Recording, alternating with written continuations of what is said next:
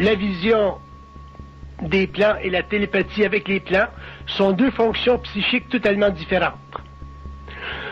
Alors, si on prend d'abord la vision, il faut comprendre que l'homme, au début de son évolution, dans son rapport avec les plans occultes, va devoir passer par la vision astrale des plans. Et la vision astrale des plans, c'est sa façon à lui, en tant qu'être planétaire, de développer une relation symbolique avec les mondes invisibles, parce que l'homme ne peut pas, dans un premier temps, avoir un échange visuel éthérisé avec eux, pour la simple raison que son état émotionnel, son corps émotionnel, est encore substantiellement inférieur en vibration à ce qu'il devrait être s'il avait une communication continue avec ces plans-là.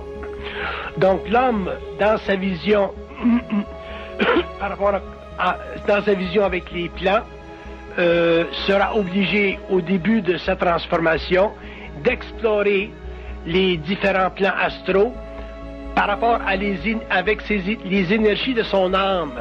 C'est-à-dire qu'il sera obligé d'utiliser sa mémoire spirituelle pour composer, structurer les événements astraux qui coïncideront avec ce que les plans veulent lui montrer d'eux.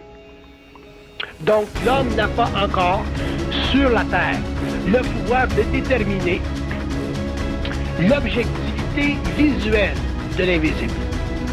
Et ça, c'est très important de comprendre ceci parce que il faut se rappeler que l'homme est régi sur la Terre, l'homme de l'évolution, il est régi sur la Terre par la loi du mensonge cosmique, et cette loi touche à la fois la vision des plans et la télépathie avec eux.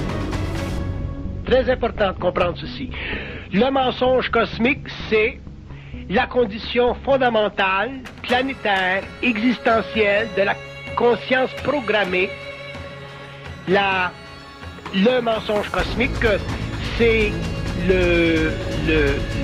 la condition qui doit être dépassée par l'homme pour en arriver éventuellement à vivre d'une conscience intégrale, c'est-à-dire d'une conscience qui n'est plus soumise.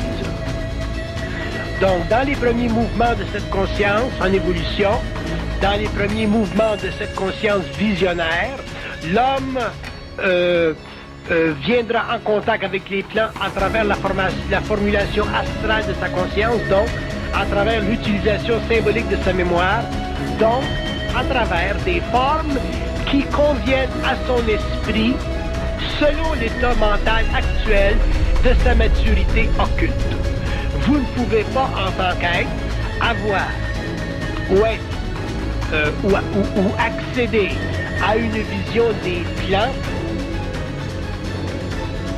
autre qu'une vision qui convient à votre état de maturité émotionnelle. C'est normal parce que sinon vous seriez amené à la folie, la détérioration psychique de votre moi serait très très rapide et il y aurait une scission entre votre corps astral et votre corps éthérique et vous tomberiez très très rapidement dans des états de pessimisme sur le plan matériel à un point où éventuellement vous ne voudriez plus vivre ici. Donc l'homme doit être protégé contre ceci.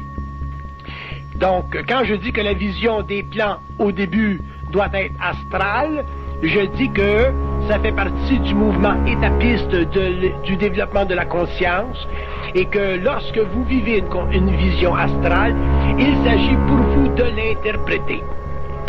Si vous n'interprétez pas la vision astrale que vous avez, à ce moment-là, vous allez la prendre objectivement dans son symbolisme et automatiquement, vous ne pourrez pas bénéficier du fruit de cette vision, dans ce sens que vous ne pourrez pas la comprendre parfaitement.